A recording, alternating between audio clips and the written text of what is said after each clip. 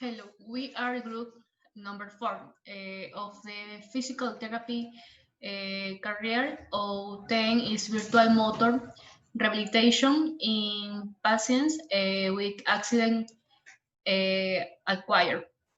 The members are KLEVER GUAMAN, HUGO LOPEZ, Carlos Salcedo, Stefanie Tutiven. Introduction. Virtual reality within the field of motor rehabilitation in passing with acquired brain injury in scientifically proven fact in recent years. There means unsatisfactory results that are being obtained in this line of research about connectivity level at motor level.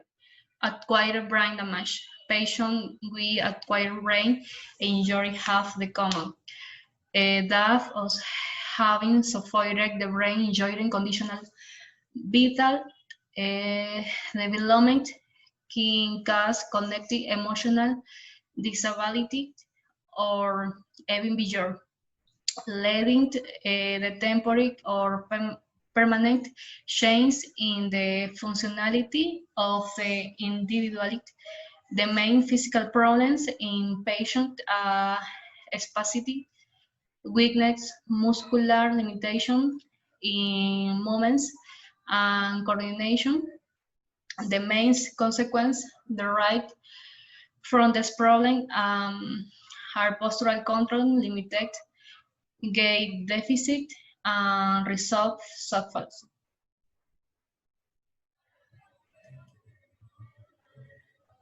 Hi, my name is Hugo Lopez. Then I will tell about telerehabilitation. Physical therapy is commonly regarded as a hands-on profession. However, over a decade ago, in order to meet with consumer demands for faster and more convenient care, physical therapists began incorporating mobility technology with traditional in-person care delivery. The concept became known as telerehabilitation.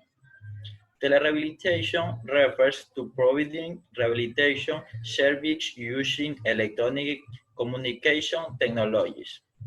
It can increase patient access and decrease missed visit rates. It is indicated for ischemic or hemorrhagic stroke and moderate illness. For people with brain injury and their families, cognitive problems might be the greatest barrier to returning to normal life. These difficulties involve memory, attention, social behavior, self-judgment, and planning and carrying of future action.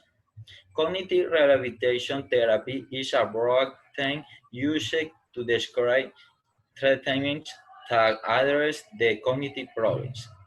Cognitive rehabilitation attempts to enhance functioning and independence in patients with cognitive impairments, as are a result of brain damage of the shape most commonly stroke.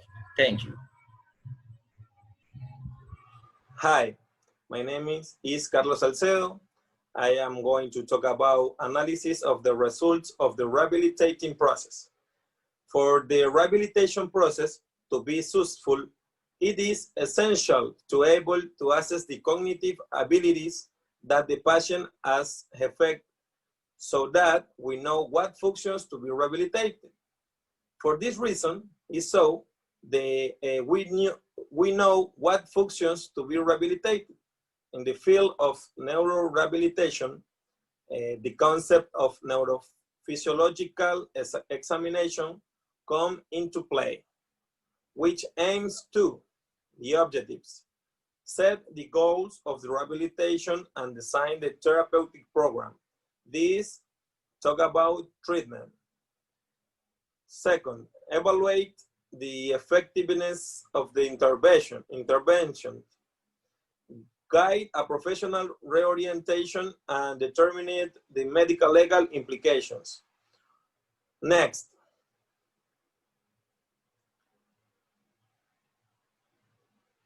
Next.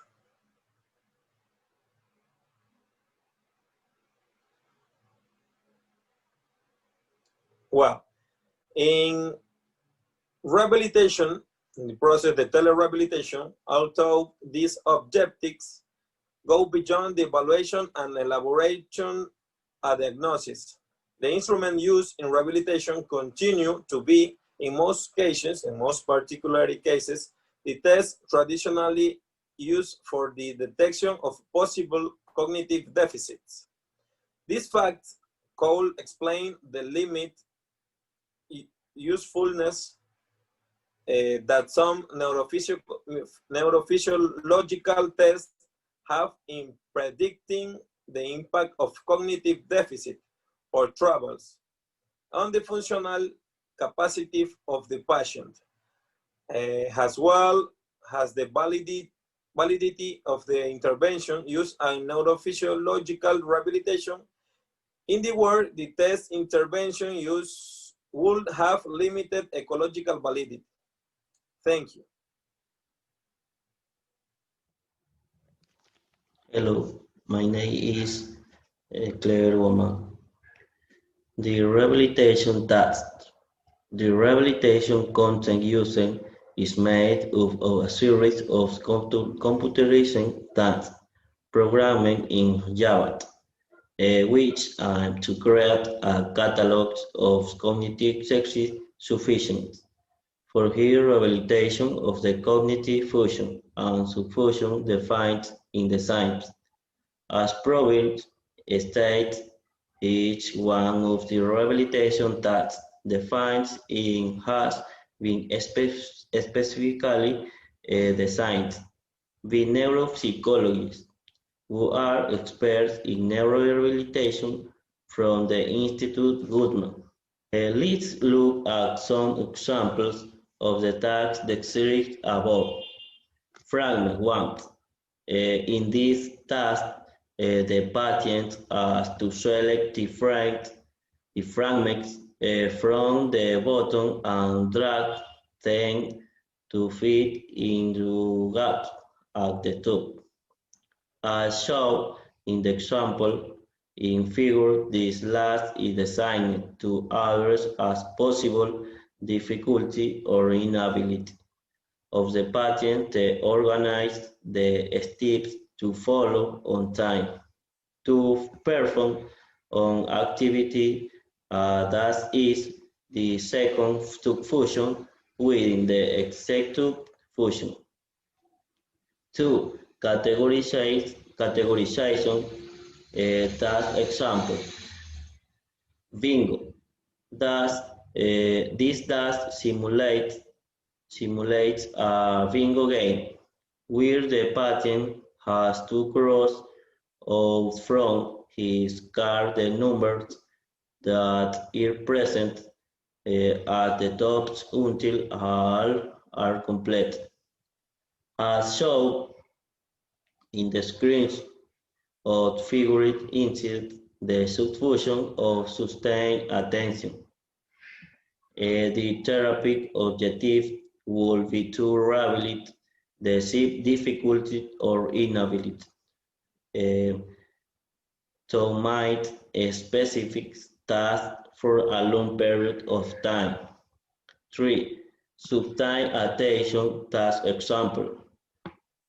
Temporal order. In this task, the patient is shown some image in sequence which afterwards the mood order. The patient ordering the bit clicking on the blue box shown below each image.